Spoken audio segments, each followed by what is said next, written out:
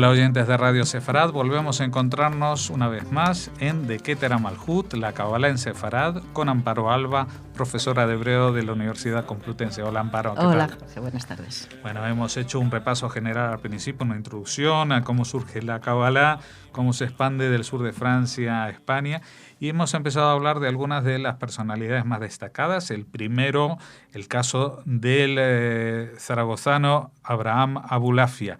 ¿Y hoy de quién vamos a hablar?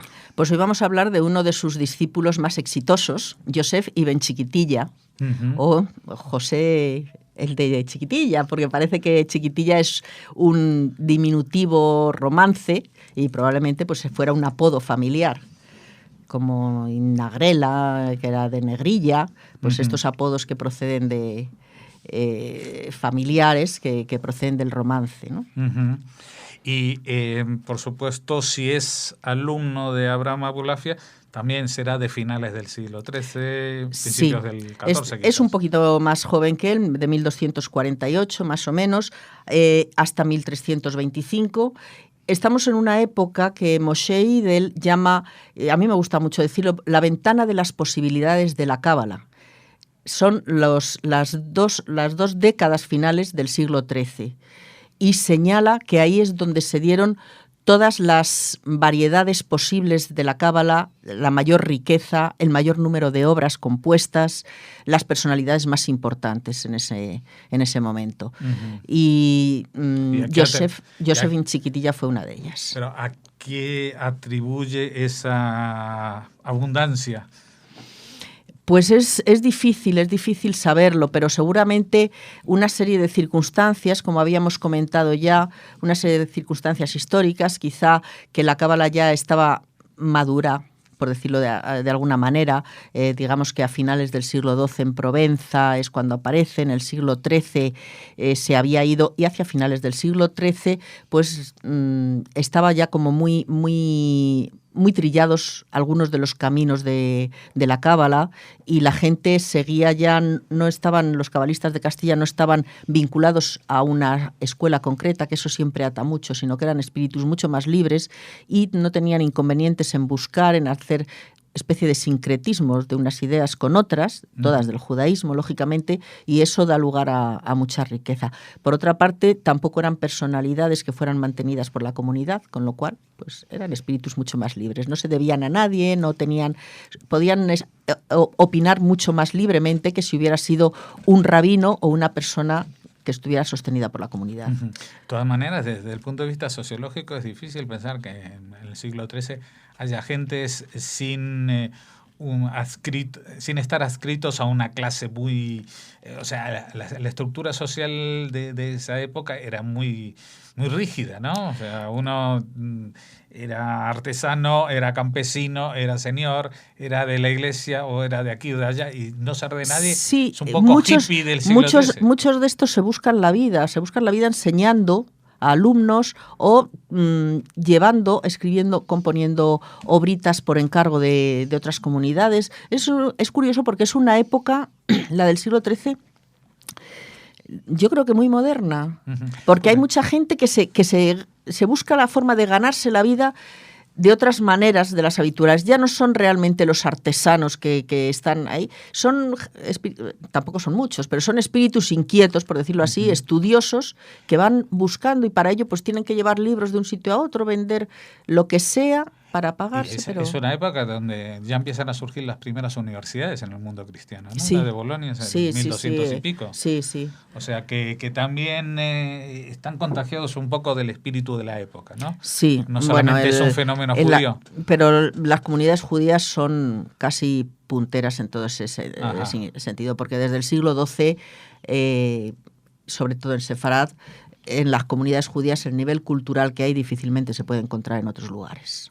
O sea, tienen toda la confluencia de la cultura andalusí y empiezan a recibir toda la influencia de la cultura cristiana.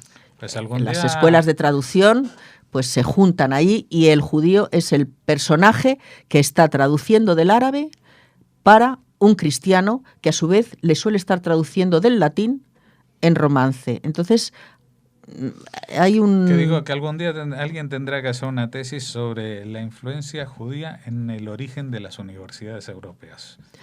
Pues si no está hecha, sí que... Yo creo que no está hecha, ¿eh? En cuestión, por ejemplo, de medicina, son unos avances, y no, los judíos en general como científicos no son innovadores, pero son difusores. No, pero a eso me refiero, no solamente son difusores. Donde se enseña medicina, sino el hecho de que haya un sitio donde se enseña y no hay el típico maestro artesano que transmite su saber a su aprendiz, sino la estructura del saber de uno a muchos, ¿no? Pero bueno, algún día, si alguien está ya trabajando en esa tesis, por favor, que se ponga en contacto con nosotros, pues será muy interesante. Bueno, Yosef Ibn Chiquitilla, ¿dónde nace? Pues parece ser que nació en Medinaceli y murió en Peñafiel. Es decir, nos estamos moviendo en el entorno de Valladolid, de Castilla la Vieja, y vivió casi toda su vida en Segovia. Entonces nos estamos moviendo en un área muy limitada, muy restringida. No fue tan viajero como su maestro. No fue tan viajero como sus maestros, porque afortunadamente él tuvo acceso desde sus propios lugares, bueno, quizá de Medinaceli, Segovia, Peñafiel, que es donde dicen que murió, no se sabe con toda seguridad. Hay, bueno, pues en otras obras que se le menciona que él vivió allí, pero bueno, pues parece que los historiadores han acordado que esos son los lugares principales.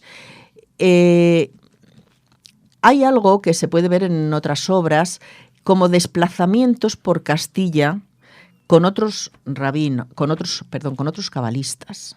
Entonces se cuenta que se juntaban dos para ir a tal sitio a encontrarse con otro, y quizá, aunque no pertenecen a una escuela, pero sí que últimamente se habla mucho más de círculos.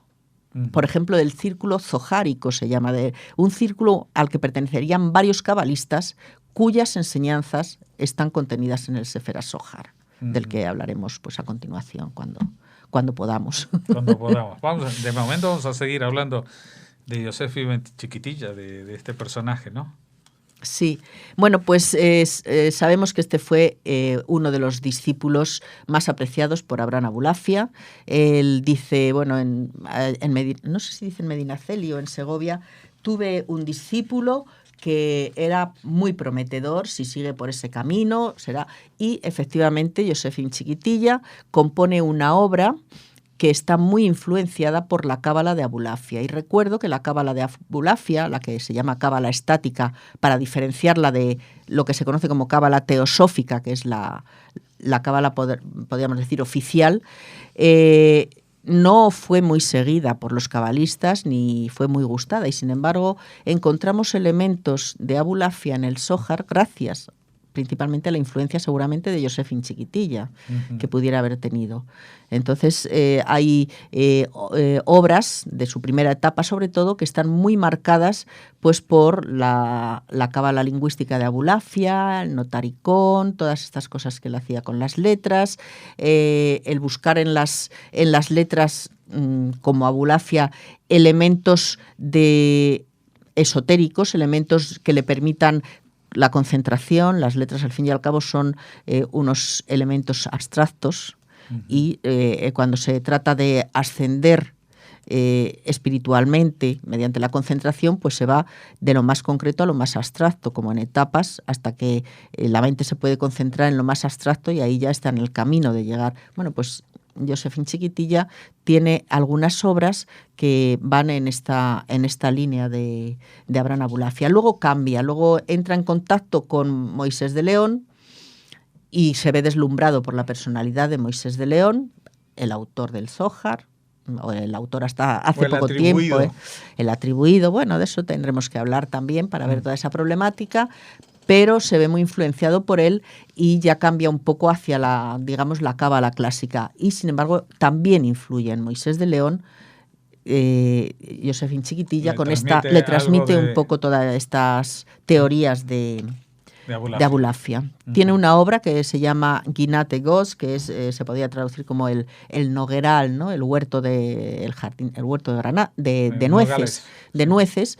Y Ginat no es ni más ni menos que un acróstico de Gematria Notaricón Temurá, de lo que hablamos en la sesión anterior, todas estas combinaciones posibles y valores de las letras, y la nuez en el Zohar aparece como el elemento místico esotérico por excelencia. La nuez esconde en su interior, y hasta que no se llega a través de capas duras no se llega a saborear, a apreciar el dulzor de la nuez. Entonces es también... Bueno, toda esta gente hoy en día estarían haciendo guiones para Hollywood en películas de misterio porque realmente su imaginario se construye de una manera fantástica. Aparte de que, bueno, lo del egos, lo de la nuez, yo creo que es una variante, no sé si anterior o posterior a lo de la cebolla, a lo de las capas de la cebolla. Sí, también es otra alterna con ello, pero desde luego es mucho más bonita la nuez. Claro, y sabe mejor. Es el dulzor, y la dureza de distintas capas que hay que ir penetrando. Y luego el tema, digamos, casi homeopático de la forma de la nuez, que imita al cerebro humano, ¿no? O sea que la nuez sería un poco también como la almendra, se complementan muy bien con esos, digamos que 4 niveles de lectura de los textos bíblicos, desde el más superficial, peshat, que sería, pues esa todavía no es la cáscara literal, dura que nosotros encontramos, sino la que aparece en el árbol que hay que romper para que salga la dura. Peshat, el significado literal. Remes, el alegórico, que sería la cáscara dura. Derash, el derásico, el midrásico, el homilético, que sería ya esa pielecilla que cubre, que ya nos comemos muchas veces, pero que realmente si la quitamos, donde está lo dulce es en lo último, que es sod, el misterio. El misterio. Y los textos bíblicos se van penetrando en ese sentido hasta llegar al significado sod, al misterio, que es la mística realmente, y en ese sentido pues la nuez o la almendra representan muy bien esas cuatro etapas.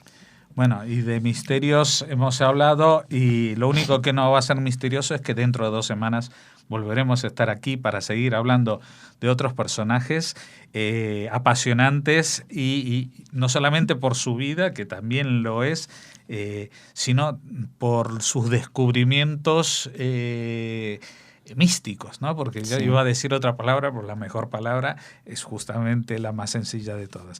Muchas gracias, Amparo Alba, profesora de hebreo de la Universidad Complutense, como hemos dicho, que nos ayuda a recorrer este camino que parece tan cerrado y oscuro, pero sin embargo que poniéndole un poquito de intención ilumina mucho, ¿no? No podemos decir que sea muy fácil, porque si fuera fácil todos seríamos místicos, pero es apasionante, desde luego, y cuando uno va descubriendo un poco cómo es el mecanismo que estos hombres tienen, pues la verdad que engancha.